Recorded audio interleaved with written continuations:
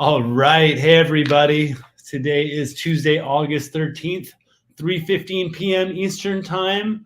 I am very, very excited for this episode of the Love and Freedom Show. Unfortunately, my co-host, Sunny Ray, will not be joining us as he's at the Futurist Conference in Toronto, and I'm very jealous that he's there. But I am not jealous because I am here and but before I bring on our guest, I just want to say this is. I feel like this is.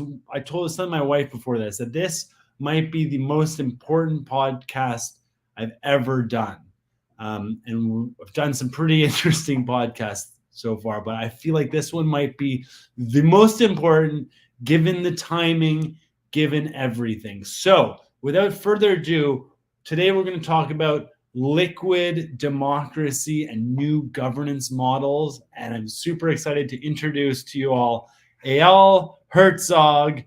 Eyal, welcome to the stage, my friend. Hey, happy to be here. We are live on Twitter. We are live on Facebook, on YouTube, on X, on your X. Using this is the first time we're using StreamYard as a platform. But all that aside, that's all great. There's just something else that's really special about this day. It's your birthday. Yeah. Half a century. Half 50 years old. Congratulations, Eyal. Well done, sir. How do you feel? Thank you. I feel like I learned a lot. And your birthday also falls on like a spiritual holiday too, right? Yes. People were asking me today, how's my birthday? I told them, look, I'm fasting because this is like a day of mourning in Judaism, the ninth day of Av, the month of Av in the Hebrew calendar. And this is when the Holy Temple was destroyed twice in the same date. And there are many disasters that happened to the Jewish people around that time. A lot of people were positive that we're going to get attacked by the Hezbollah and Iran during that day because that would just be consistent with the history. But that didn't happen. That's a win. So, but by the day ends on 8 in the evening. The Jewish day ends, so I had 2 hours before this podcast to celebrate with my family and to have a great steaks dinner, and it was great. And I talked to you yesterday before the day began too, and we had a fantastic conversation around all this that brings us to this. And you're like, yeah, can we do this in like 25 or 26 hours because there's not good juju around doing anything on this day. So we've passed through that and we're in the cycle. Look, I'm doing this. So let's just kick it off. Let's start off a little introduction about who is Alel Hertzog. You Google your name. I have some pretty cool logos and some pretty cool stories. You know what I like? I like that today, when someone asks for me for my bio, I just ask ChatGPT to write my bio, and actually it writes the bio in a little bit matter that is too boasting to my taste. So you can tell him, okay, cool it down, and it will cool it down. It's actually really nice. I live in Israel. I'm a father to 3 kids, married to my wife, Bareket, and I've been in technology since I was 7 years old. And that's a long time. That's like 43 years now. It's easy to calculate. And I always been fascinated by what technology can bring to the world. And I was in the Israeli intelligence as a developer, and then as a team leader, and then joined a startup. When I was 24, I joined 23. Started my first job in a startup, and very soon later moved to the Silicon Valley because it was acquired by Cisco. And very soon later, I started my own company, which was a social network. Back when this term did not exist, it was 1998. It's called contact.com, great domain. Great And doing.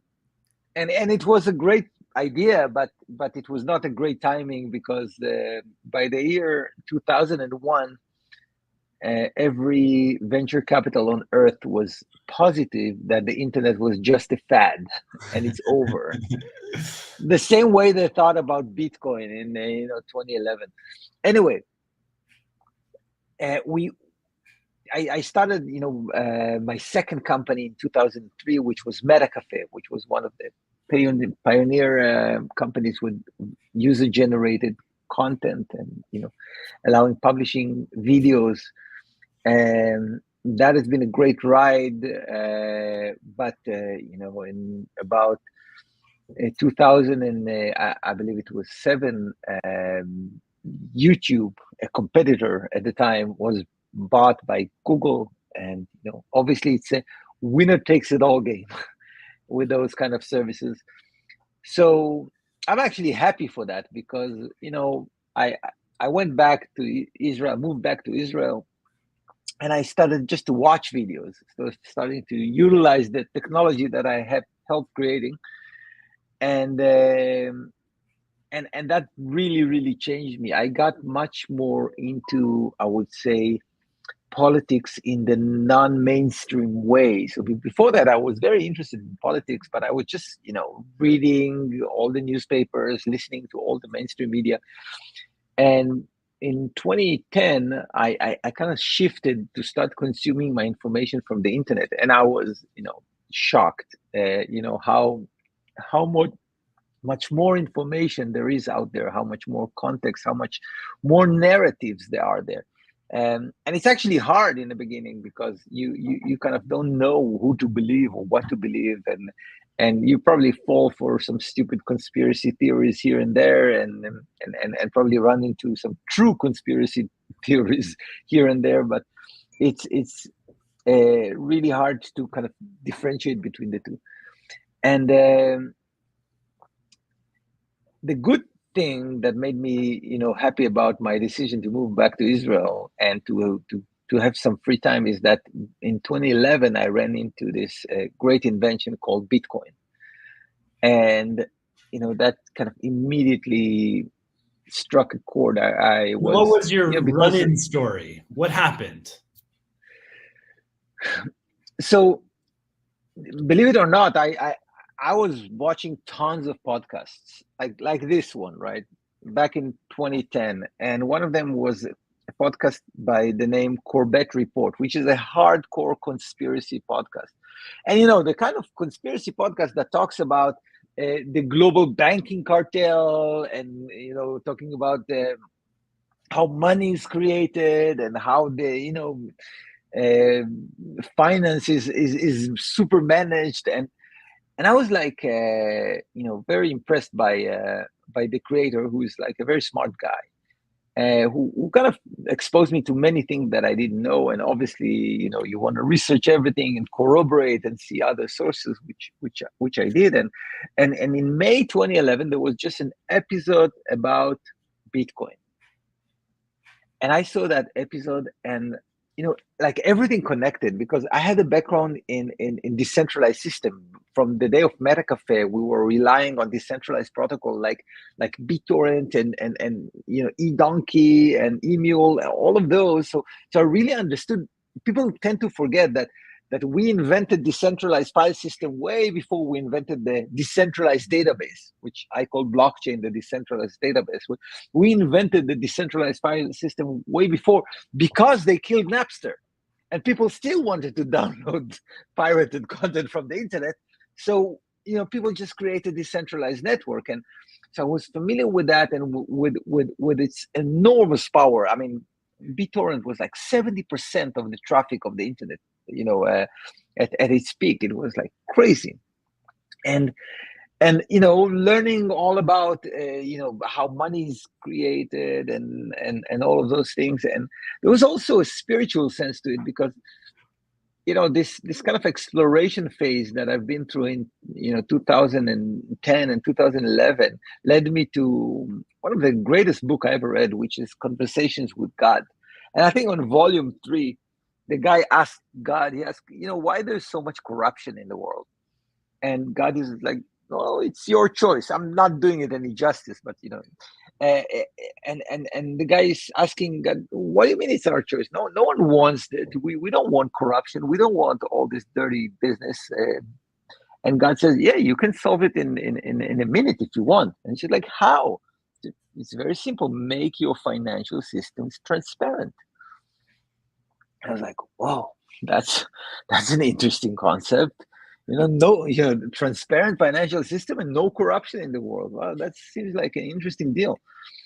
Uh, and and when I saw Bitcoin, like everything connected, a decentralized system, money that is not controlled by government, and a transparent financial system to a degree. By the way, it's quite nicely balanced with Bitcoin. And it was clear to me from the first second, as I was watching that blog, it was clear to me that my future is going to be around that technology. It was the only time I felt the same was, back in '94, when I heard about this thing called the internet. And then, because I was using a lot of networks like BBSs and some networks we used to hack at CompuServe, just to chat with people around the world. So I've been a heavy user of those things. And when I heard about this internet that connect networks that connect all the networks, it was like, oh my God, that's the best thing ever. And I got really, really excited about that concept. And I never had that feeling again until I kind of stumbled into Bitcoin.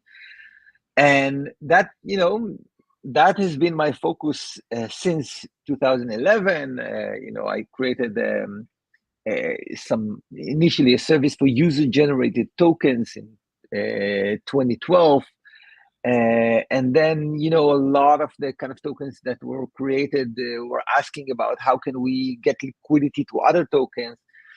And that was a very good question, because no exchange was going to list those user generated tokens. And that led to the creation of Bancor in 2016, which was, a very, I would say, a very important project. It was essentially the first DeFi project on Ethereum that people use the concept that we invented then until today, the concept of liquidity pools. Many other companies and projects copied it, like Uniswap and PancakeSwap and SushiSwap, and all of them. They're all based on that concept that we created in Bancor. Just like so there's a recurring theme of being the trailblazer here. You know what? I think it really has to do with starting early. So when you start so early, with your enthusiasm with technology, it's you kind of get more and more the ability of foresight to see where things are going, because you see a lot of things that evolve and how they evolve. I remember being excited about the PC becoming a standard platform. When I started, there were like Atari and Commodore and Singular Spectrum, and none would talk with the other, and each one had his own software. And all of a sudden, what do you mean? It's like a platform that anyone can produce. It's like an open platform and anyone can write. So you see the power of standards. So when you see the internet, you already understand the power of standards. So when you see Bitcoin, you already understand, the power of those kind of networks. And so I think it's just being old and starting early that was giving me this ability to see what's going to succeed in the future. But all this time, I've been thinking about politics and the world, and how those technology can benefit. That's kind of the first thing that kind of struck me with Bitcoin, that this can be a major technology that changes how people interact with each other, and how economies work, and uh, and kind of limit the way that external forces can control them. And when I learned, so when I learned about politics, as I was learning, I just got to the conclusion that it's not really fixable. I mean, it's not like we're gonna have this one candidate that would be able to be a good, to create a good government. And I think the problem is that those system has been here for so long that people learn how to hack them. Indeed. Like our system, like the system of representative government that we have today, it was initiated and first realized like in America, around like, in the late 1700s. And if we look at the state of technology in the late 1700s, there's no electricity, there's no telephone, there's no cars, there's no railways. In the late 1800s, I think in 1890, it took 92 hours to get from San Francisco to New York City. So the style of government was this representative government where, you would elect a representative from your geographical region to go to Washington to represent the interests of your region. And we're still using that system today. But the reason why we did it was based on the conditions of then. And the conditions of today is we're talking real time, halfway across the planet from each other. We don't no longer need to take 92 hours or 6 months on a ship for me to go visit you in person without planes or trains. And so I'll give the credit. Fundamentally changed. So it's time for rethinking about an upgrade. And this is going to kind of bring I give the credit to Nassim Taleb, who kind of I think beautifully described it as that there is a very short period in time in which people would not relay the news literally from one to the other. So it's only when we invented the telegraph that we started to learn what was happening in a different city. Before that, why would you care that there was like an event in some other city? It doesn't matter. But all of a sudden we have this communication, and that's very, very recent, historically speaking, that we started to move into that transition, that we kind of hear from people all around the world, and we read the news, and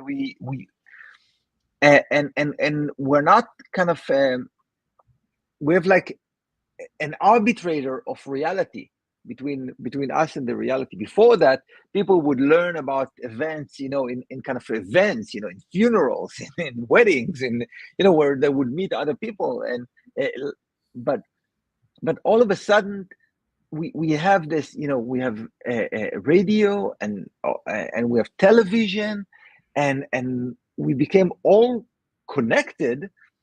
Although until the internet, it was just one side connection, so it was just broadcasting.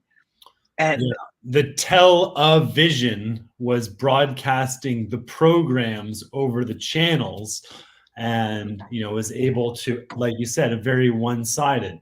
Then the internet, and now it feels like we're going through like an independent media revolution too, where really there's the voices, and that those one-sided channels are becoming pretty clear that they're highly subjective, painted as objective. It's, by the way, very clear to the masses, but as always, the elite, are the last people to kind of adopt this, because they,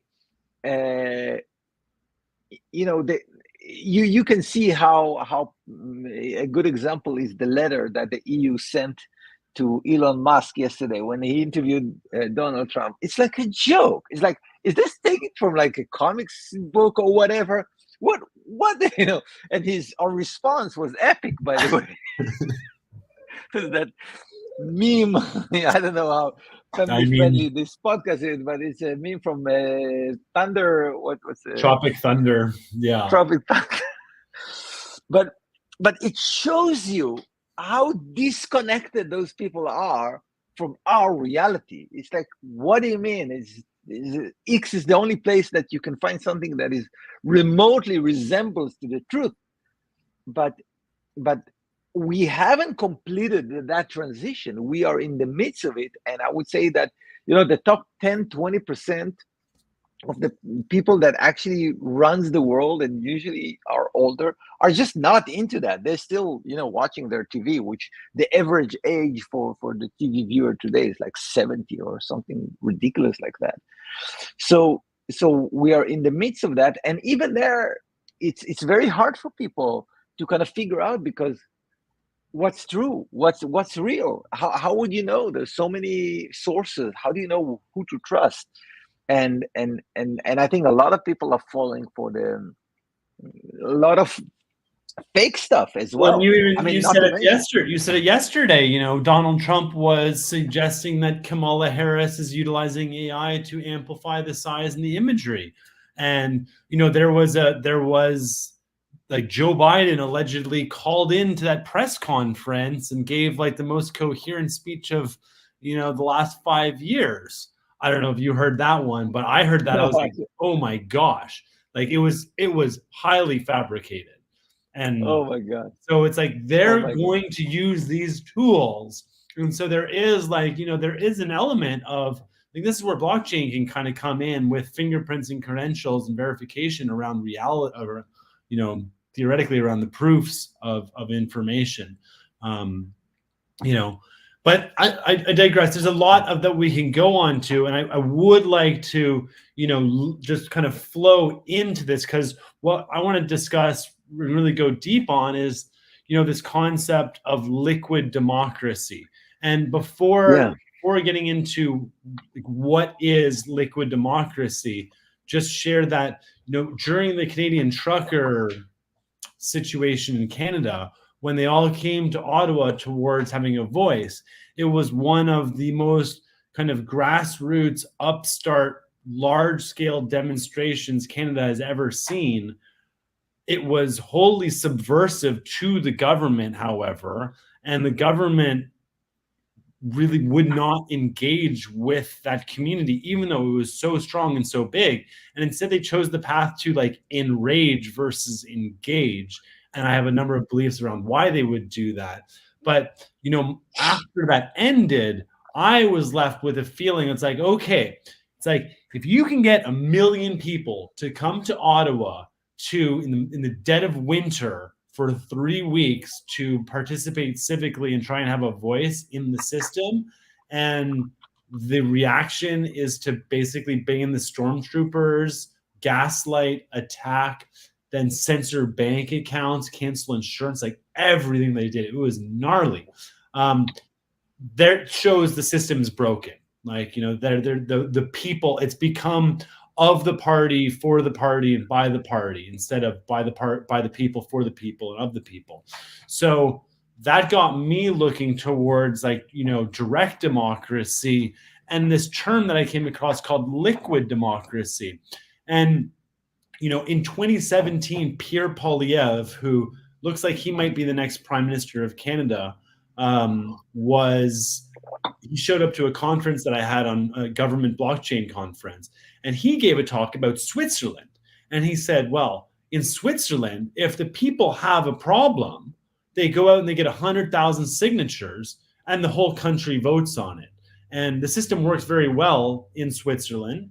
And, he was intoning that maybe with blockchain technology, this is something we could do.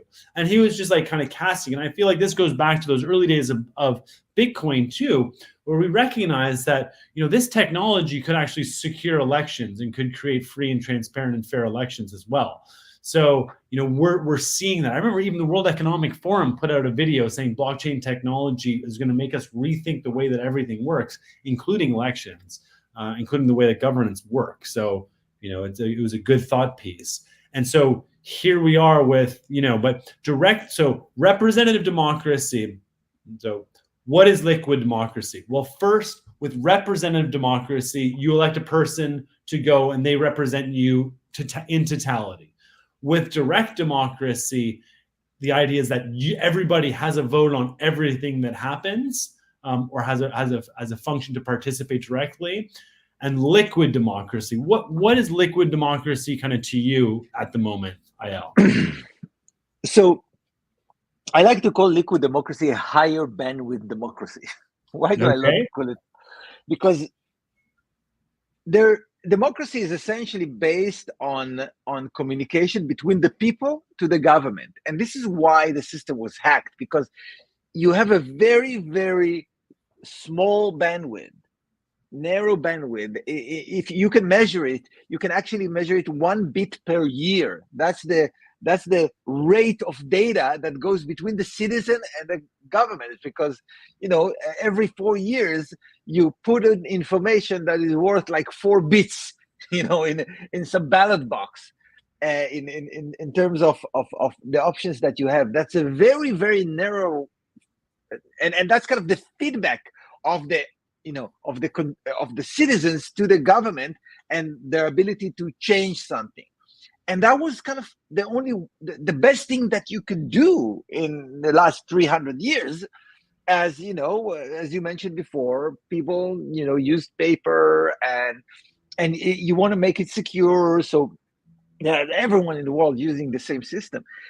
And that's why it's so hackable, because when you make a choice every 4 years, then it becomes, everyone understands today that if you control the media, you control the consciousness of people, and you can affect their decision, with many psychological tricks, like scaring them or fooling them, or making them hate someone, or vilifying someone. So everyone kind of understood how it's done, and saw how it's done successfully in the past, that this kind of system broke down completely. And seriously, I mean, if you look at any election today, it's nothing but nonsensical. That's what elections are, and everyone sees that, and everyone's like, everyone hates their politicians. Like, why? I mean, you choose them.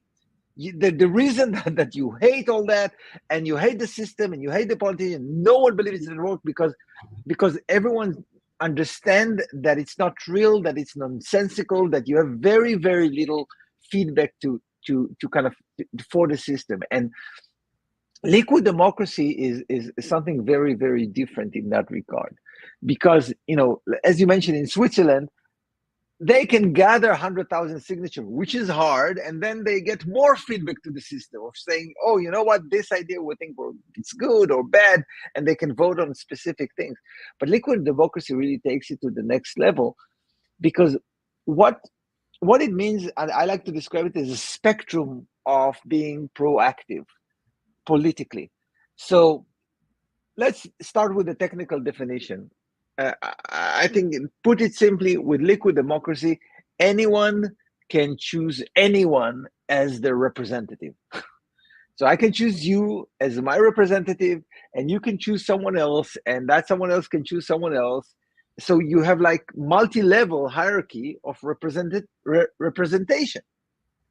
And that means that you will ultimately have one person that got the most votes, that did not choose himself a representative, and he will have the most delegators on multiple level. And you have the person that is second place, and the person that is third place in terms of delegates. So just from that, you get, I would say, a diagram or scheme of influence and political power, like of which we never saw before, and that also allow you to always elect as your representative someone that you know personally, that you can go and say, hey, I'm not happy about that. Why is this happening? And then he can go up and find out, and so on and so forth. So I think that's one important mechanism. And then another kind of element to that too is,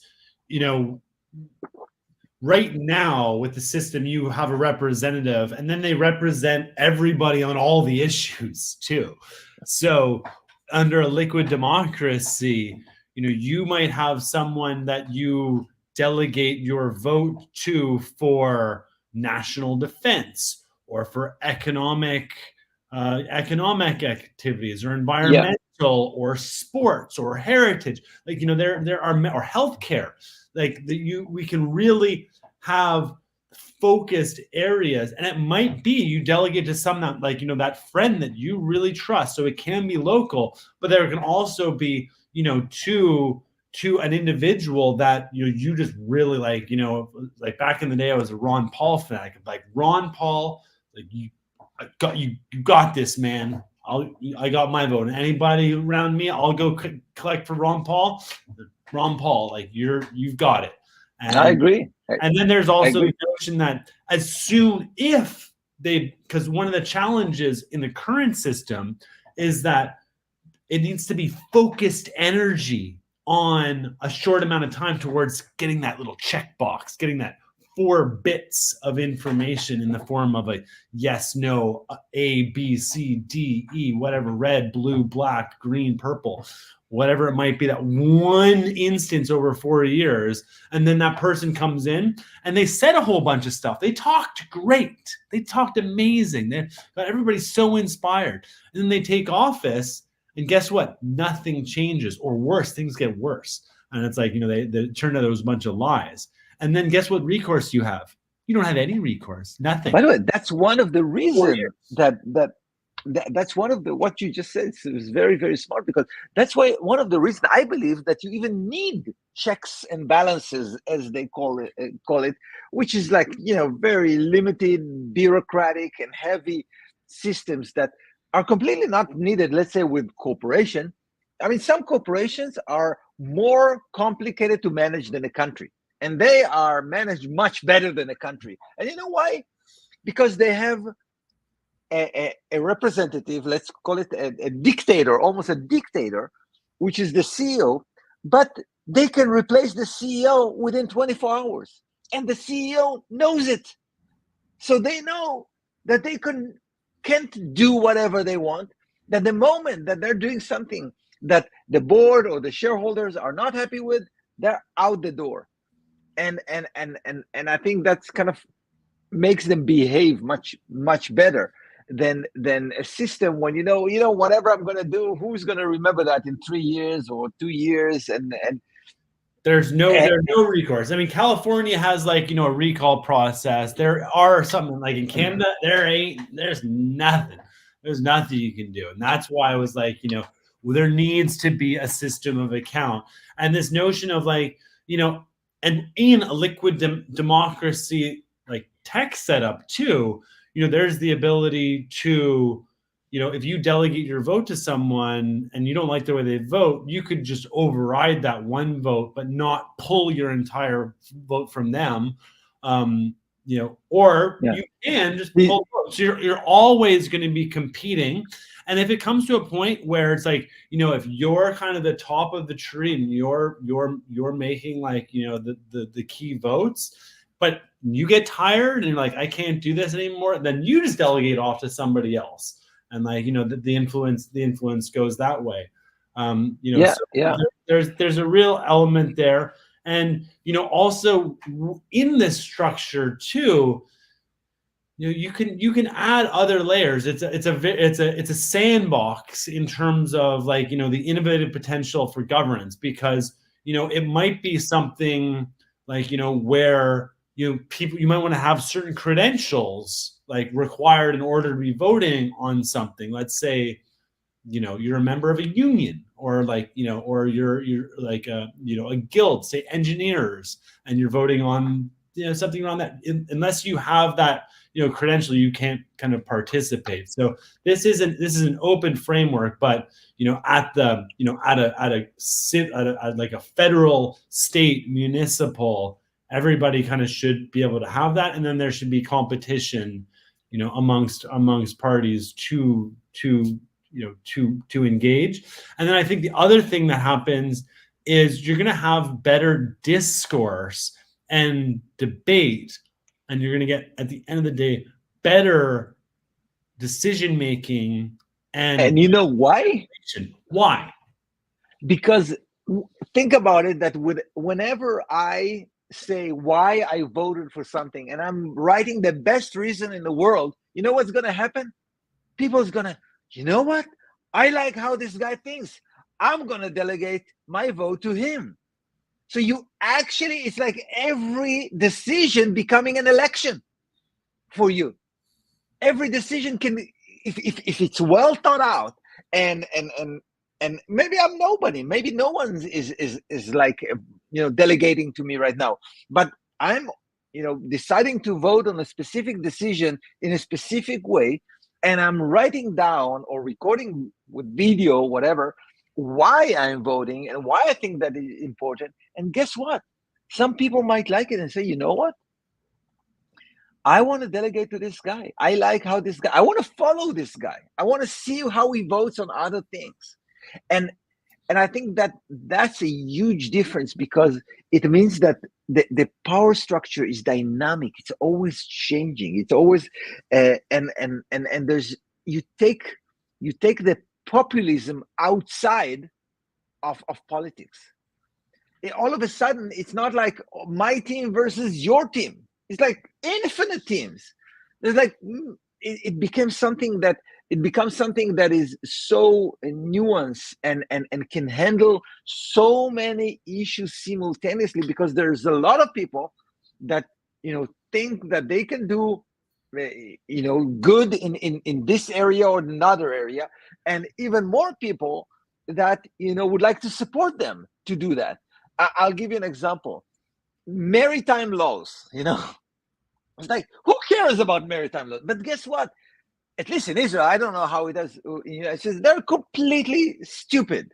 I mean, the local maritime law, they're completely stupid law. If you want a license for a jet ski, you need to learn the lightning in the night. But jet ski are not allowed to travel at night. But you need to learn that. So those kind of things, even if they get fixed, it takes them like a decade to get fixed with the current system. But if those people that are actually have boats in the country, they would care about it. They would look at the votes. They would make proposals. They would push forward stuff that would make their area that no one else cares about. They would make sure that it works better. Not to mention, again, regulations and so many things that have a specific effect, but it has a specific effect on people that care about it very, very much, and would be willing to put a lot of energy and a lot of thinking into how to make it better. In the current political system, it's just impossible. You just need to rely on the goodness of some, clerk that, to be honest, is incentivized not to make things better for the citizens. They are incentivized to make things better for themselves. Now, with private business, those incentives collide, because with private business, if I provide a better service to the customer, then I'm doing better myself. This is why private enterprise work. This is why we made so much progress in the private market. But that's not the case with government. You don't need to think, when you're in the government, how can I make sure that if you're in IRS, you don't need to think, how do I make sure that the people that I'm collecting tax from will choose me next year? They don't have a choice. So usually, when you don't have that incentive, you have different incentives, and this is where we start to see corruption and ugly things like that. And when you have a system like liquid democracy, you can have much more attention. Now, people can ask, wait a minute, it's so good, how come it never happened until today? And I think the answer for that is very simple. The reason that this thing that is so much better in so many levels, there's actually, I cannot think of a single aspect which is not 10 times better than what we have today in the system of liquid democracy. So how come it didn't happen? And I think the answer is very simple. It could not have happened. The reason it could not have happened is because in order to run liquid democracy, you must use computers and networks. And guess what? You cannot monitor computers and networks. You go and learn about Dominion, and all the stuff that happened around that to understand that Trump, one of his things, let's go back to paper. That's one of his campaign promises. And I actually agree, because it's not monitorable. You cannot monitor the systems. But, Right. then we had this new technology. That brings us to the question, really. Is America ready for liquid democracy? And I think what you just said is technologically, it wasn't until now. We now have the technology. And I think, just as soon as that, like when Bitcoin was enabled or created, it's like the fundamental technology was there. And now here we are, 14 years later. And I think it's actually like now we're I think ready for adoption and implementation of this. And the peak centralization and like the existing system is failing us, and people are realizing that. And at the Bitcoin conference, we had both Bobby Kennedy and Trump up there talking about this. Bobby in his America Strong platform talks about the need for more direct governance solutions. So he's talking about this. And personally, before Bobby came around, I was just all on this. I'm like, this is my focus, because I don't believe that any politician can represent us. And then I saw Bobby, and I still don't believe that anybody can represent us. But I feel like, if there's one man that's actually qualified to be the president of the United States, that's Bobby Kennedy. But that's my purview. And I couldn't agree more. And in a direct democracy or in a liquid democracy, Bobby can be a participant whom you can proxy your vote to unless you no longer agree with him, or if you don't agree with him on certain points. Because I hear that a lot from people too. They're like, well, I really like Bobby Kennedy. I don't agree with him on everything, but I really like him. So it's like, okay, well, on the things you don't agree with him on, you don't have to agree with him on. Yeah, he's just the default. That's what I would like to say. He's just your default. If you're an activist, you don't need to remain with the default. If you don't care what votes going on, what people are voting in, that's fine. Your default will be the point. But if you do care, you get a notification in the morning, hey, today Bobby Kennedy voted on this, immigration bill, which says this and this and this. And you're like, I agree with that, or I don't agree with that. And if I don't, I revert. Now, the nice thing about liquid democracy, that if I had like 100 delegates, which let's say it's my entire neighborhood, that they trust me to do what's best for us, when I say that I override it, then I change it for all the people that delegate to me as well. So it has more effect. And Bobby can see that X% of his delegators don't agree with him. Now, that's kind of feedback that politicians simply don't have today. Yeah. They tell them their sour stories. They want to believe that, everyone's behind it, or, some people resist. You'll have exact numbers. You will know exactly for every vote that you make. And why? Because I'm not just going to override. I'm going to override. I'm saying, no, I'm against this immigration bill, and this is why. And I'm going to write it down. And it's going to be on the blockchain forever in my record. So everyone that want to kind of delegate to me in the future will be able to see all my past votes and every reasoning that I ever gave to any of my votes. And they can really, make a decision whether they want to make me my default, which again, it's not such a big decision because you can change it anytime and you can override every vote. But it's a lot of power when you can say, oh, you know what, I have 10 million Americans that see that use my vote, maybe in a specific field, maybe in general, but as their default. By the way, I can have a lot of people delegate to me, and then I could go and delegate the power that they gave me to different experts, because they might say, look, we trust you to select the expert for us, because we don't have time to look into all those people background and understand who's good, who's bad. We don't have time. We have jobs, and we know that you have so much free time, and you can put all this time into those things, and we trust your judgment, so we'll let you select the expert. So it can work on so many different levels, and I think that it's only after some kind of you issues try with it to learn. too, though. I could see like an issue. It's like, what if all of a sudden like your wife delegated to you, and then all of a sudden she's like, no, you know what, I'm not going to delegate to you anymore because I talked to the neighbor and I'm going to now delegate to the neighbor. And it's like, it's all kind of transparent. Or same with like, a friends group, like, there could be some.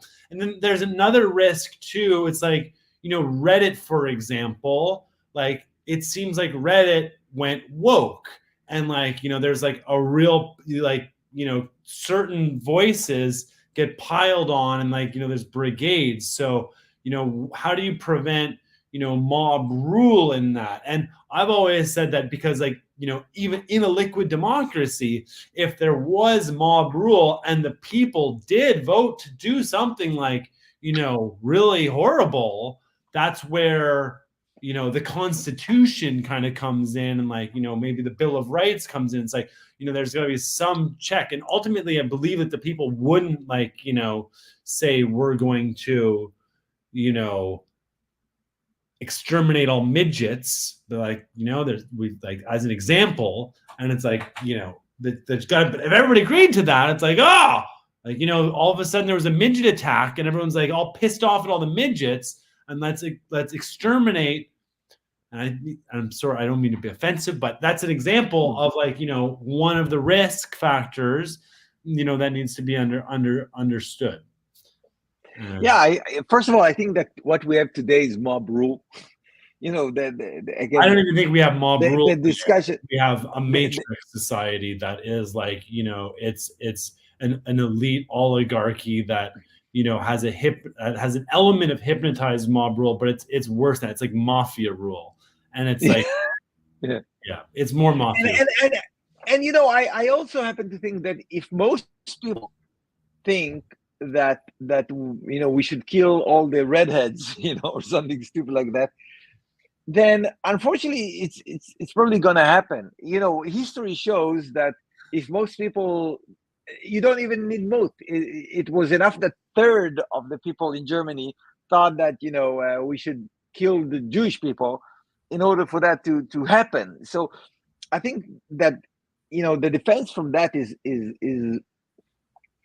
the fact that most people don't want that, and most people they do want to live in peace, and they do want to live according to some moral code. I think that the problems that we see today in politics is that people are so brainwashed that they are positive, that they're completely sure that the other side, the other team, which is constantly being vilified in their media, is just made up of corrupt, bad people, or incredibly stupid people, or incredibly gullible people, which actually might be the truth in some cases. But it prevents any real discussion to take place, and I think the best evidence for that is that people it's considered impolite to talk politics in over dinner, or in some places, because the brain wash is so deep and it's so complete that you're just gonna trigger emotions, and not gonna have a real discussion. And I think that that's what happens when you have teams. This is why you have fights in soccer games because it's all emotional. There's no rational aspect to the process, and I think that when you take it to the level where there's no teams, there are delegates, and there are many delegates, and there are proposals, and all of a sudden the main thing that you have thousands or hundreds of thousands of delegates, but you have one proposal that talks about specific issues, and you can see that this many object, this many are for the proposal, and it has nothing to do with teams. It has nothing to do with ideology. And there's this concept of citizen assemblies too, and this notion of like, what are citizen assemblies? And I think it melds into the direct democracy or liquid democracy as well, because this is something that came onto my radar very strongly at the Independent National Convention last year. And what citizen assemblies are, it's basically like jury duty, where you're invited to come participate in topical understanding, research, and information. So pulling a random sampling of, say, 20 citizens from all over of different backgrounds, coming together to be informed and educated, and to have their time compensated, to be educated, to ask and interface with all the different experts, and go from a place of little knowledge to collective knowledge, to the point of making recommendations. And so this is one of these areas, and it has shown to kind of work pretty well. So to have a little bit more of an open study into a topic, and in the liquid democracy of all the people that are participating, it could be like, you've been invited to participate in an assembly on nuclear power or versus wind, on energy, or there's any number of solution things. So I feel like that's another one, but that kind of distracts a little bit from this this concept of of the liquid democracy. And I'll come back to that question, like, is America ready for it? Is the world ready? So I would tell you that, as being a technologist for many years, it's always a good idea to think about every major change in phased approach. Think about phases. And when I started to think about phases, I thought to myself, look, if you look at the parliament, or an assembly, what are they doing today? What are they voting on today? And I think you can, sum it up to three main categories. One category is that they vote on, legislation. What are the rules of conduct? What are the rules that we all operate by? Are we're for that, we're against that, and their proposal, they're voting on that. Everyone knows that's the legislative aspect of the parliament. The second thing they're voting on is appointments. It's like, who do we want to appoint to specific positions? That is kind of the executive branch. This is like actual people that have a specific task assigned to them, and a parliament can vote on appointing people to those key positions, because it's not an executive. Just voting is not an executive function, but you need to appoint an executive to any function that like someone to run the police, right? On different locations. And the third thing that they vote on is just resolutions. They come up with a resolution and they say, you know what, we resolve that we support nuclear power, or we support this, or we are against that, and we support this country, or we are against this policy, or whatever. Yeah. And those resolutions and those resolutions have a lot of weight, because they kind of represent how the representatives of a specific country think about one subject or another. And when I think about liquid democracy, I think that, it should only start with resolutions. Just start with that. If you can just pass resolutions that everyone will see, you know what? This resolution got the majority of American votes. And that was like by a landslide, and that was like a very small majority.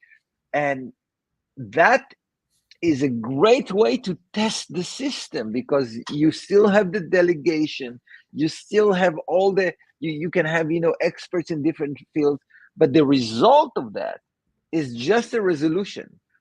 And imagine that every day you will have like the top resolution that has the most people voting. So it's the most interesting resolution of the day.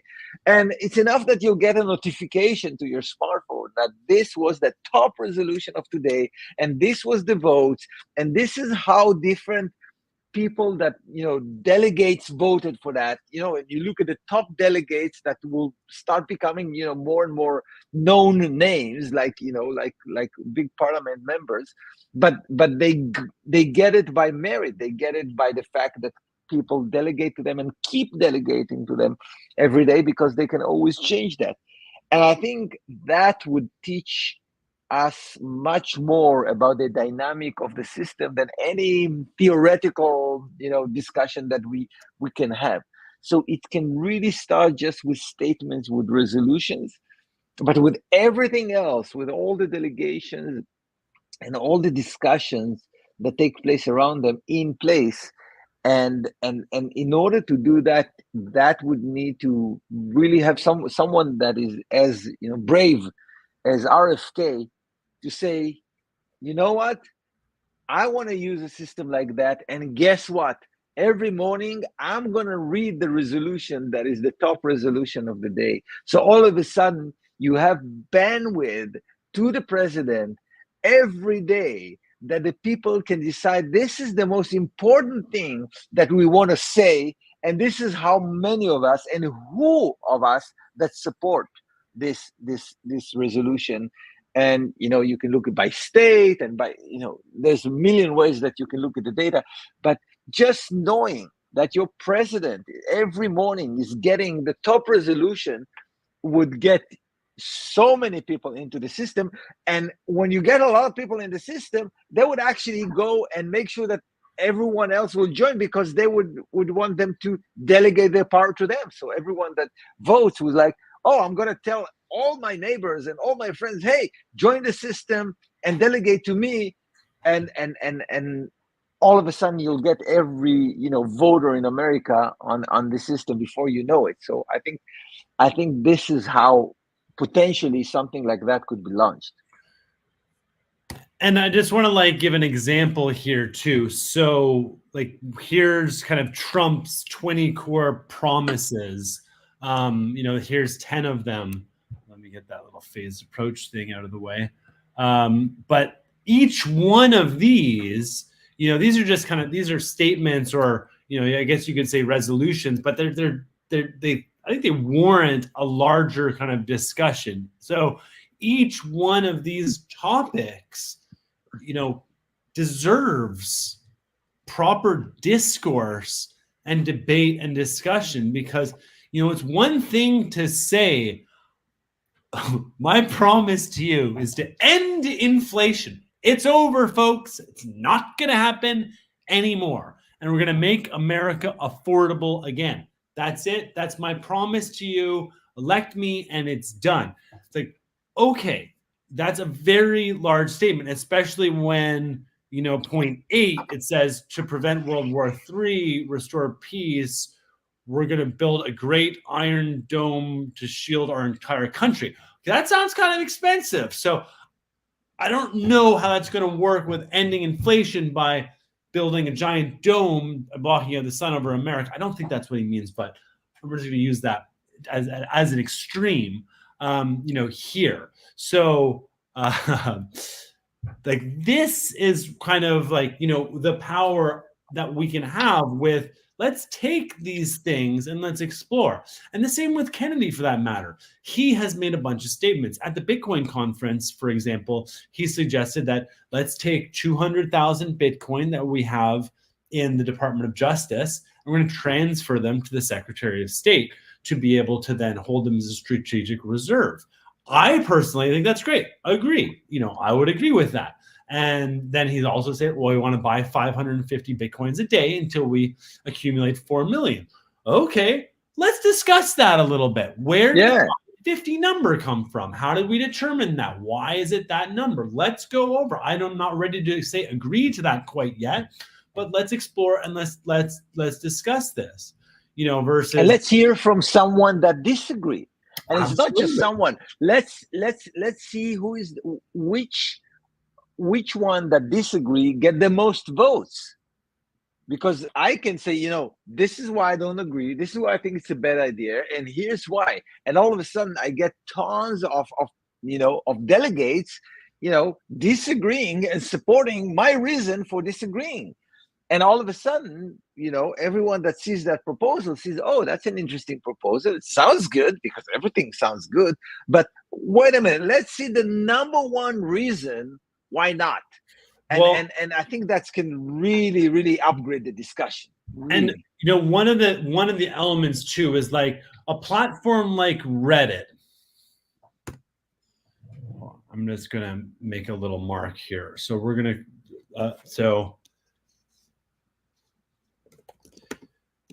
we're going to call this one human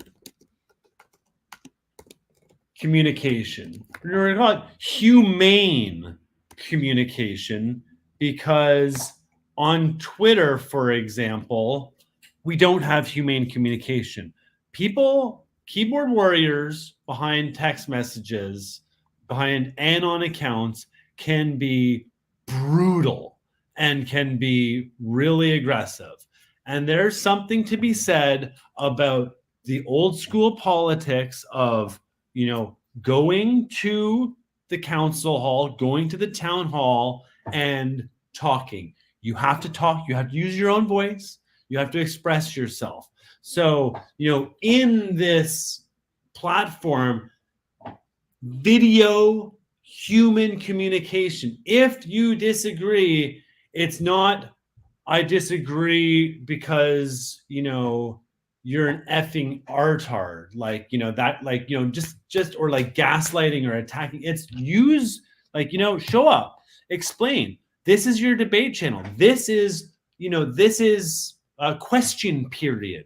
This is the new digital government town hall where you are invited to make your argument and to get good. And what's going to happen is once people are, creating videos, the manner in which they communicate, should, hopefully kind of improve. And we should ascend. We should, have more quality discussions and less cheap attacks or dodgy attacks that can happen, because in text messages or in small things, now sometimes people write papers, they write excellent papers, they write books on topics, but there's some people just for discussion, it's awful. I think I like to say there's 3 reasons why what you said right now is so true.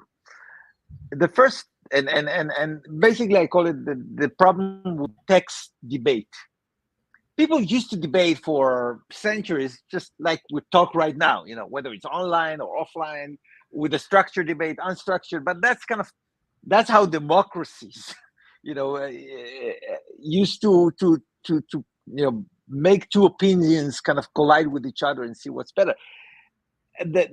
I think that text debates and in comments and in Twitter and on X, are groups too better in some way. They're better. The reason that they're better is that they kind of open up participation, because no one would dare debating on real time on video unless they're complete experts in the subject. And when you do debate with comments, then it's asynchronous. Then when I read what you have to say, maybe I can research, I can think about it, I can console before I answer. So there's some advantages, but there's God there are like disadvantages. And what I think you kind of hinted to them. The first advantage is that text is toxic. Maybe the word toxic is from text because it's so toxic. And anyone that ever had an argument with his girlfriend or with his wife over WhatsApp or over text knows that. You should never ever fight over text, because that's only going to escalate to a really bad place.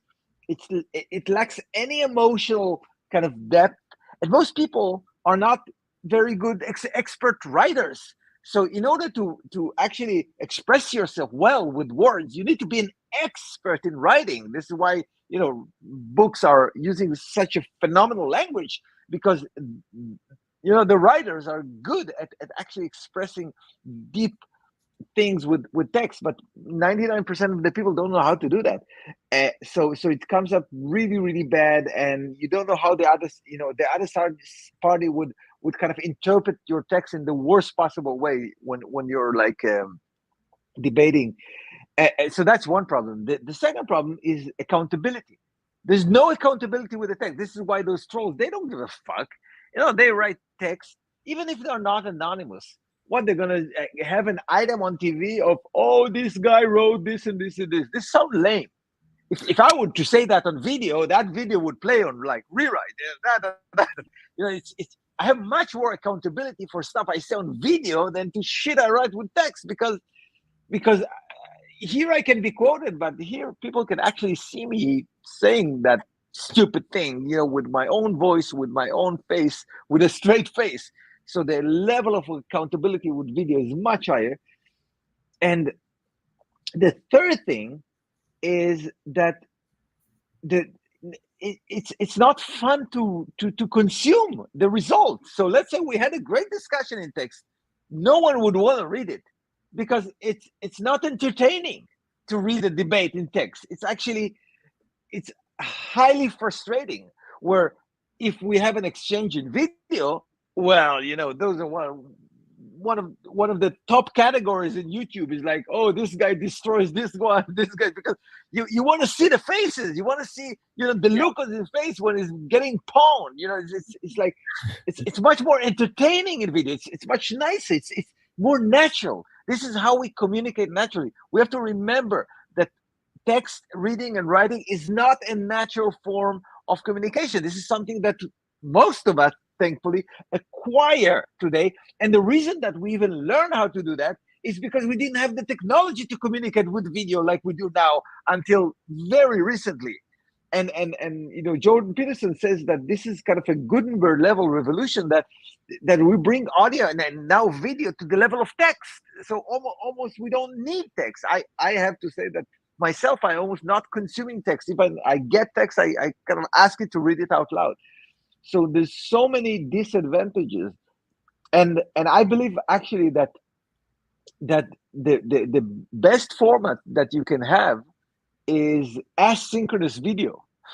So I will record on video what I think, and now you have a time to think how you want to reply to me, and then you will record your video as a reply, which will be very thoughtful. I know you can consult, you can research, you can think, you can even change your opinion because what I said, struck a chord. And then I can hear your reply and I can say, you know what, let me think about it, let me read about it, and then I will reply.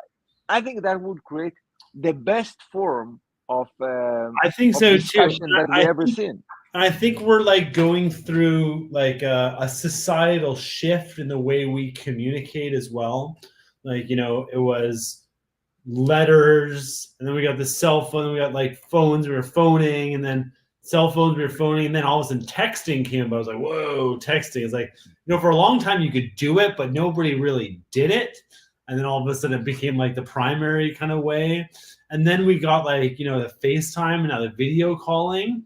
And, then I've seen like, in certain areas, in certain communities, like there's a lot of like, recording audio messages and sending back and forth audio messages, which is almost like radio communication, which is kind of cool. But like, the notion of just like the video message too, like if you're struggling to like write out a message to somebody, remember text is really bad for communication, especially if you want like a big ask. If you're asking for someone for help or for money or for participation or engagement or forgiveness, way easier just to like pull up that phone, look at it, picture the other person on the other side of that lens, and speak with your heart and with full emotion, because there's so much that can be communicated over that. So I've tended to use that. Plus, it's a lot faster. Like you can get so much across in a little video message versus. And even the advantages that text used to have, which is like I can read it while I'm in a meeting. I don't need to put my headphone. I can scan it. Even those advantages are lost because today, especially with AI technology, I can record a video and then an AI can easily transcribe that in a very, very accurate level, and then summarize it and even put it, and create a great text that represents what you said without, the all the or and kind of I know really package the message really, really well.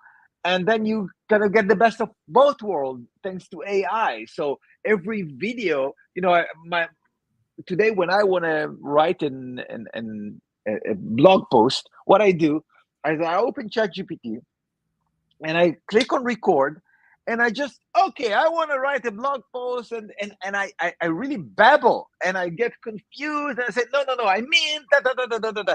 And it will just eat all that and it will create a great article. So it kind of bridge the gap between video and text. So there's really no reason not to do it in the natural way, the way that we learn without being taught.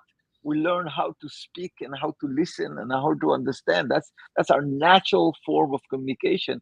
And thanks to technology, we can get back to it. Text was a great technology to transfer information in a world that did not have high bandwidth internet, with smartphones. I mean, I think what you just said there was just like, that's such a hack of just press the record and start talking and babbling and just start babbling on and just like, go and release. Like that's I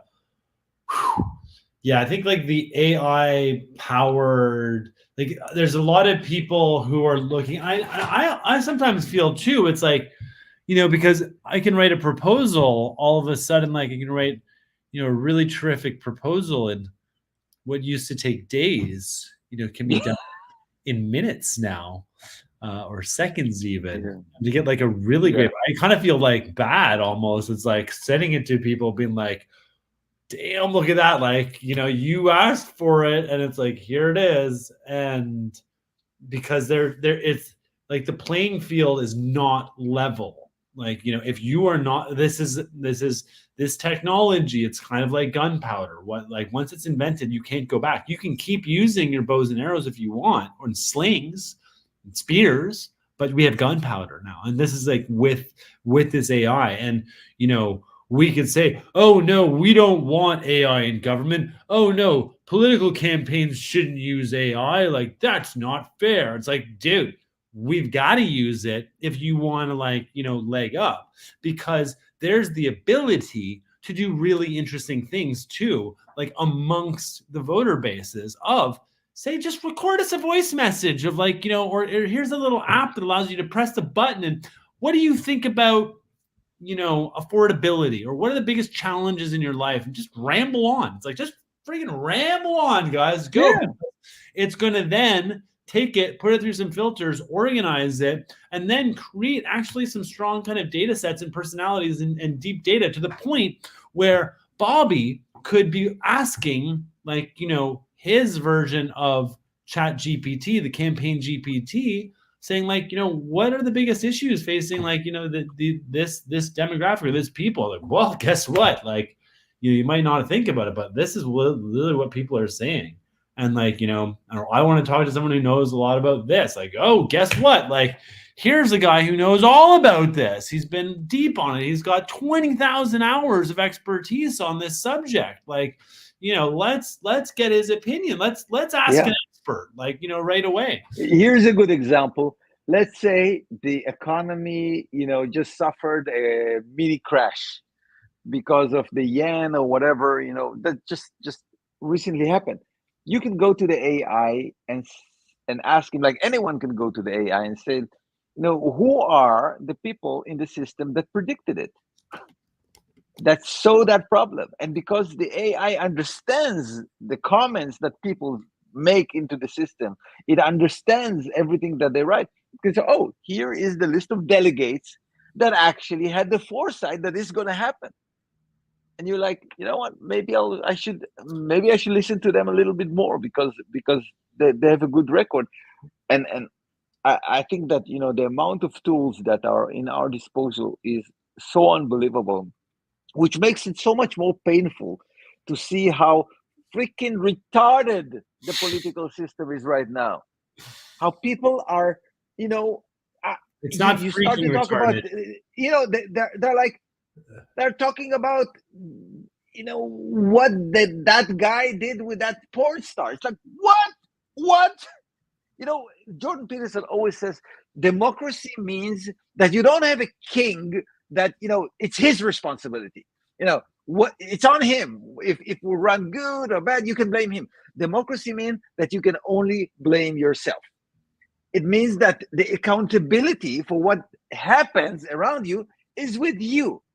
And if we use our power to discuss really stupid issues that have nothing to do with how we're going to live together and how we're going to prosper together and how we're going to organize better, because there's so many things that can be improved.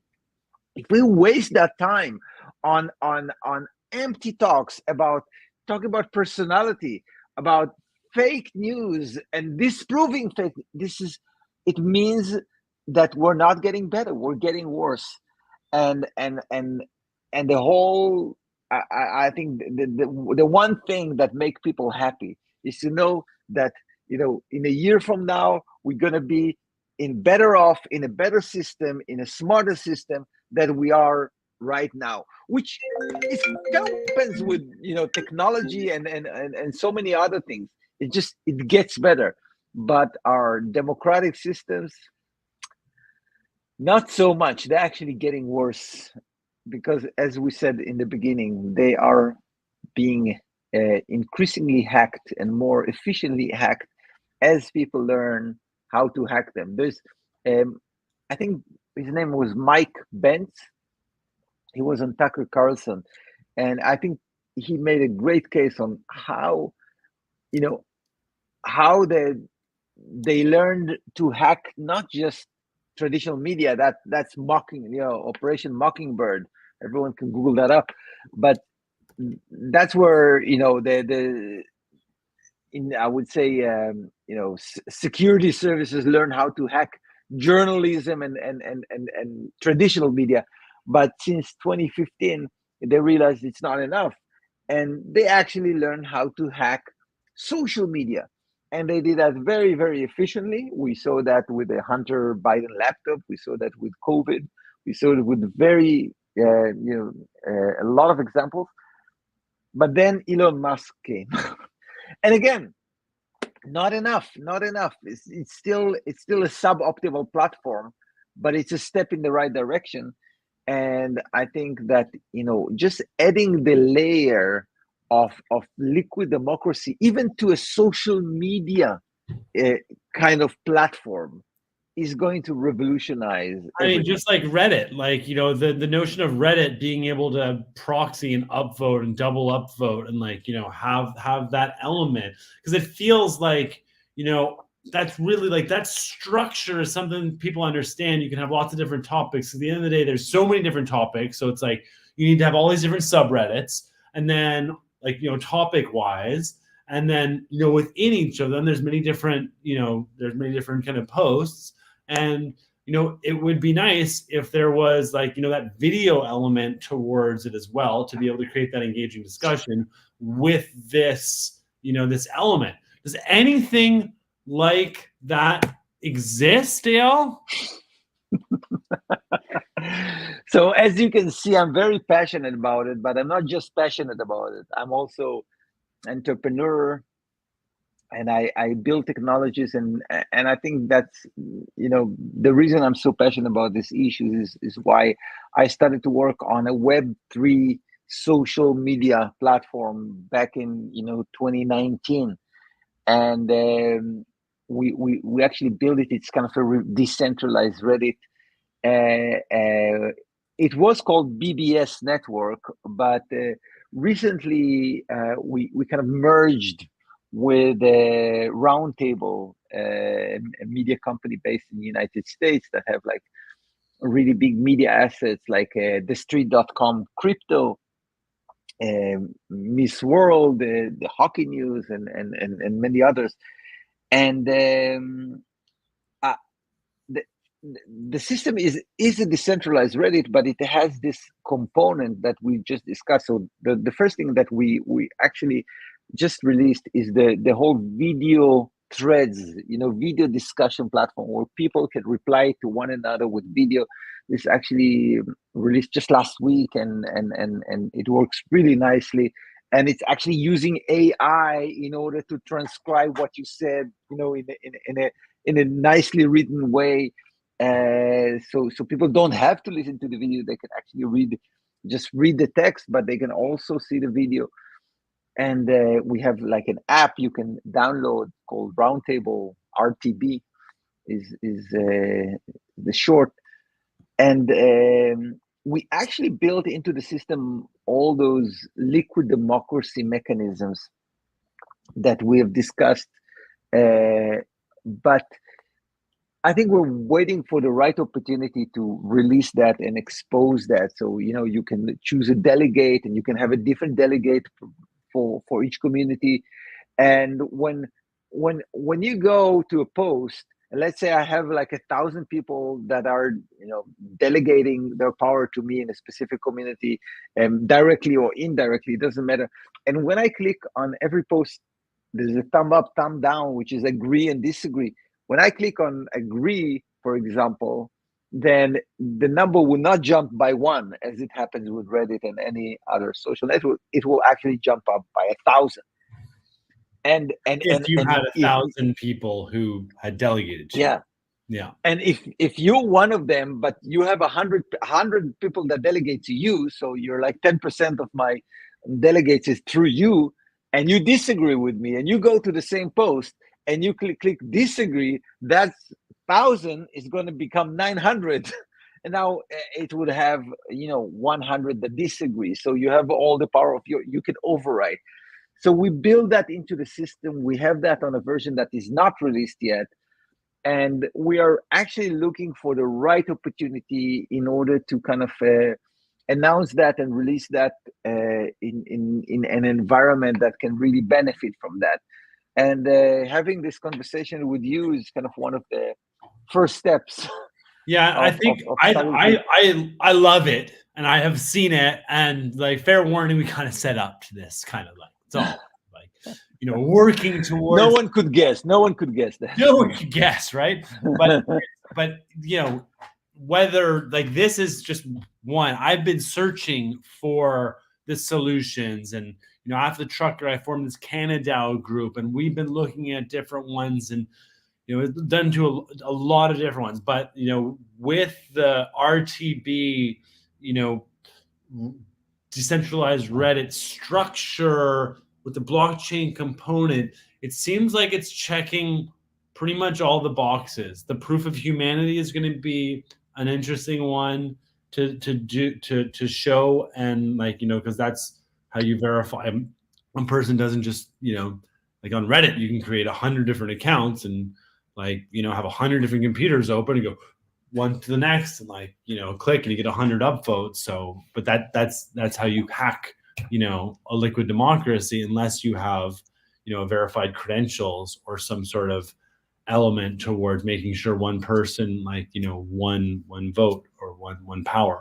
And then the announcing of it's the one thing, which is what we're kind of doing right now and exploring how we can what's going to be required. And having worked with the Kennedy campaign and looking at the politics side of this now for over a year, like, on the website, there's like, he's got a bunch of policy laid out, but I think there's a lot more policy that he's talked about. Like the Bitcoin policy is not all laid out there, what he talked about on there. So, I think there's probably like, 20 different boards with probably at least 20 different, posts on each. So I think, before it launches, like you can use Bobby's campaign, and he's stepped into this. So there's an opportunity where we can use that campaign specifically to say, we're going to take all the existing policies that he's talked about, put them into these little boards and pre-populate it so that when it opens up, there's stuff for people to like, engage and listen to. Yeah. And before it opens up, saying, hey guys, it's going to open up on this day. It's going to do A, B, C, D, E, F, G, and get on the wait list here to get, to secure your spot as part of the first 5,000, 10,000, 500, whatever that number might be, if there is a number. But like, you need to build that list and then open it up, have people come in, and you could have like, I feel like on these boards, you can probably have like, circles of boards too, because you could do like, you could do all Trump's policy stuff and then have like, different under there. Or you could go to like, the Kamala Harris website and grab all of her policy, and there'll just be an empty board because she hasn't put out. That's right. But you also can validate based on people's videos too and people's statements as well. So, and I feel like this is something too, where a lot of the, like, there might be some kind of human mechanical Turk work required, like monkey work towards getting it out there. But I also feel like we've got a bunch of tools there. And if we like, look at any of these problems, it's like, we can basically get every definitive statement Bobby's ever made and, have them as there's a lot of things that can be done towards, creating that. And then I think as well, and then it's like timing on this all. And I feel like we've got, the INC in Denver, September 17th to 19th is going to be a gathering of a bunch of top independent minds. So this might be a place to kind of introduce and catalyze and bring together a lot of the influencers. Like, I'm pretty sure Ian Carroll's going to be there, like, Cancel Coco Clothing, like that amazing human. And I think I'm hoping Russell Brand will be there as well. And he's always talking about direct democracy. So it just feels like the perfect storm is arriving. And, Bobby the Remedy Kennedy, his Mayan sigil is that of the blue rhythmic storm. So it feels very apropos, and that he's catalyzing all this energy. And it feels like it's time, especially given, on November 5th, don't really know what's going to happen. Like, I think we need to be thinking about like Sun Tzu, Art of War, like being a step ahead of like, how can we on November 5th almost have a shadow ledger, a verifiable shadow ledger that, could stand up in court against, the closed source Dominion machines and the matrix election. So these are things to consider. Yeah, couldn't agree more. You should It's get very Bobby exciting. to this episode. It's very exciting. What's that? I'm saying you should get Bobby to see this episode. I will share it. I mean, we're at an hour 30 minutes, so this is a long time. But I feel like, the magic of this StreamYard is there's a feature that allows you to take and clip and share and like condense. So I'm excited to play with that afterwards to try and bring it down. And I feel like that's what like Russell, that's what all the big podcasters do is like, you get a long time and you try and like condense it, because time is valuable. People like to be on here. And I think as we do this a little bit more regularly, and to the 348 people that have tuned in, on this side, thank you for your time and your attention. And if anybody has any questions, you just kind of ask. But otherwise, I definitely am going to kind of share this with Bobby and share this with Russell. And 45-day music and merch caravan tour. I'm not going to talk about that now, but that's pretty exciting because guess what? At the end of the INC, it's 45 days to go till the end of the election. So, maybe we need a big music campaign and merch and maybe a caravan, to which all are invited. But at the INC in Denver, 17th to 19th, grab your ticket. It's going to be a terrific gathering, and this is something that it feels like this was all being talked about last year. And the other thing is there's so many people trying to make different solutions and softwares and technologies in this whole space. It's there needs to be kind of an opportunity for a kind of unification and getting behind, recognizing RTB checks all these boxes. So how can we I think that as soon as there would be a clear, let's say, leader among those platforms. So, we just discussed RFK. If RFK is going to say, look, that's the platform I believe in. This is how I want to work. And let's say he has some percentage of the population that currently support him, which is not insignificant, and going to give it a try, that could create a kind of momentum that would make everyone else to say, okay, that seems to be the platform to work around. And it's not like it's not like the Web2 platforms that were just generating monopolies. It's very important to remember that when we're talking about blockchain platforms, it's like understanding that Bitcoin is the thing that we're working with, or at the time it was like Ethereum was kind of the thing that everyone's kind of converge around, because those are standards, and whenever there is a sign of, oh, this is the winning standard, people feel very comfortable to kind of align around that standard because everyone can improve it. And the fact that we have an agreement of what is the standard we're working with is really the powerful thing here, is what gives this standard power. And I would argue that the biggest achievement that we had as in human civilization is the ability to form mass scale agreements, whether it's the 10 commandments or whether it's let's communicate digitally through the internet in this form. Those are kind of the leaps forward that we experienced when we had an agreement that was so mass scale and everyone kind of adopted. Then it's not like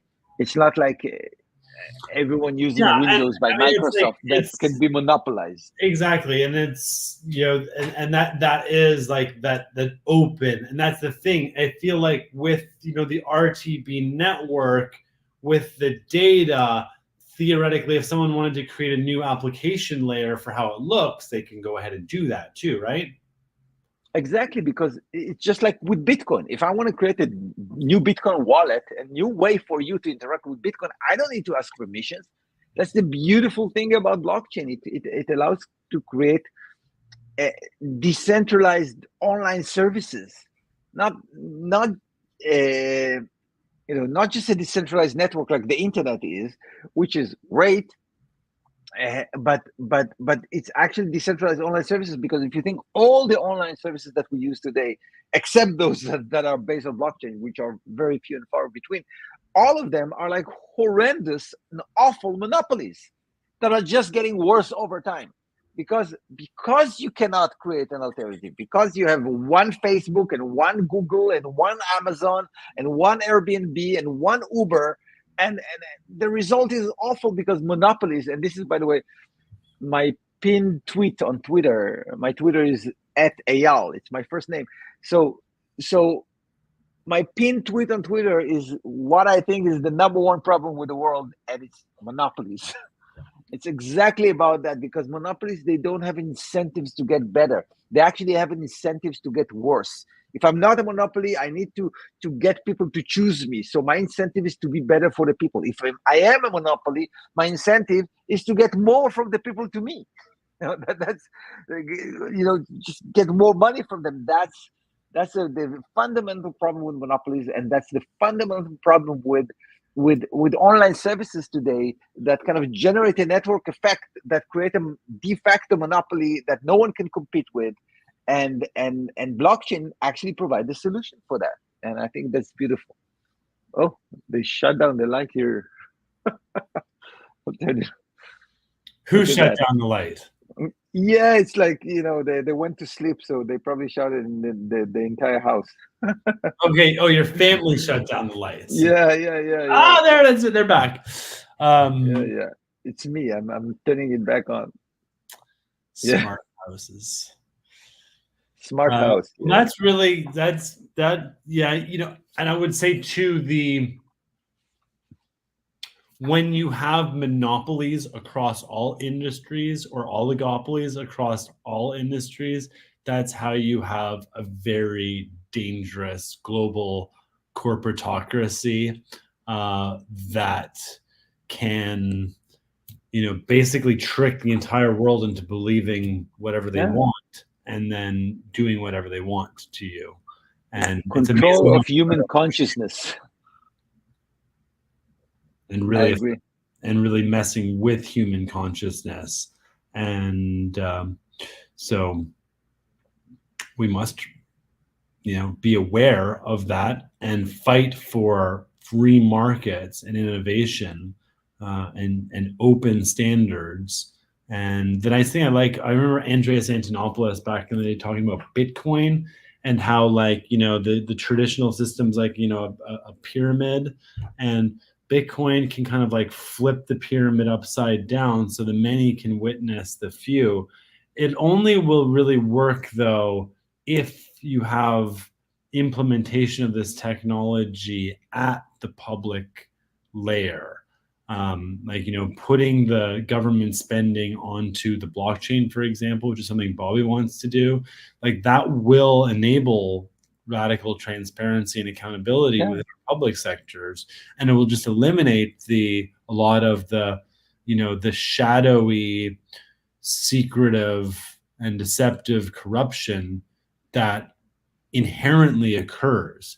It's over time, the more time that passes, the more centralized the system becomes, the more secretive and more corrupt it becomes. And that's not a knock.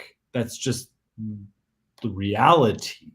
So by turning it upside down, the pyramid should hopefully dissolve, and we can move from this domination relationship into into a more radically collaborative relationship. And hopefully, and I feel it's through these kind of deliberative processes and open container discussions that we can actually shift and challenge some of the base assumption layers, our monetary system and the debt-driven model of for you to have one, you got to take it from somebody else. It's no. Moving from the win-lose to even the win-win. How do we get to the win to the power of win? The win to the win's power kind of type scenarios as humanity. I think that we're well on our way. I'm, unlike a lot of rebels, if I may call myself that, I have a lot of appreciation for the fact that, thanks to our existing system, we can sit right now and, broadcast this video, in real time to the world over a digital network using, end user equipment, which is just miraculous. So I have a lot of appreciation to the systems and the methods that brought us this far. Um, and while thinking that, I think that we are at the moment that they could be radically improved as they have been improved in the past, and and it's the time to do that. So I do think that we are on a win-win trajectory, and we've been on that trajectory since since long time ago. The situation today is so much better than 100 years ago, and infinitely better than 200 years ago. And we should be full of appreciation and not look at the system that we have today as a complete garbage. Because guess what? There have been other countries with different systems that did not do as well as we did. So we should, we should appreciate that and all the effort and all the work that has been put into getting us to where we are right now. We're standing on on the shoulders of giants, and we should do our role of taking it to the next level, to the next step. That is really beautiful, considering I feel like there's a lot of people that are kind of angry and like, kind of like hate or like channel like negative energy, but really like, I think it's important like to be grateful and to criticize by creating as, the modality moving forward. It's like, and I recognize like, if you don't like it the way things are, it's like, do something about it. Or complain, bitch, and whine, and like be depressed about something. That's a choice. That's a choice that anybody makes. Like you do that, or you people can also be in the hypnosis state of like just not wanting to be engaged. But when in the one of Tim Draper once gave the life advice to if you're invited to something, like try to say yes to it.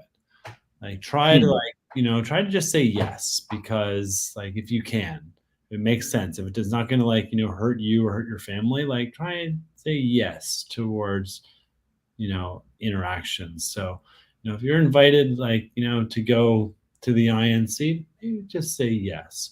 Or to participate in a direct democracy experience or liquid democracy experience and trial it, just say yes. Or to like help your friend follow their dream by starting their business, just say yes. Like let's find a way to be more resilient as communities for one another, and let's not act like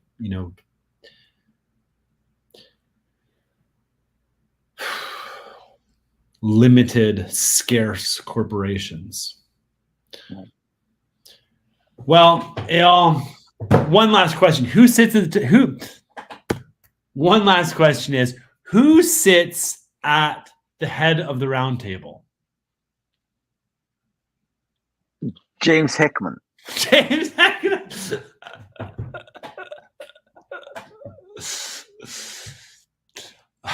Well, there's nobody. There's no head of a round table. There's the head of a round table organization. But the question was, it was allegorical, or it was like, who's head of not round table Inc.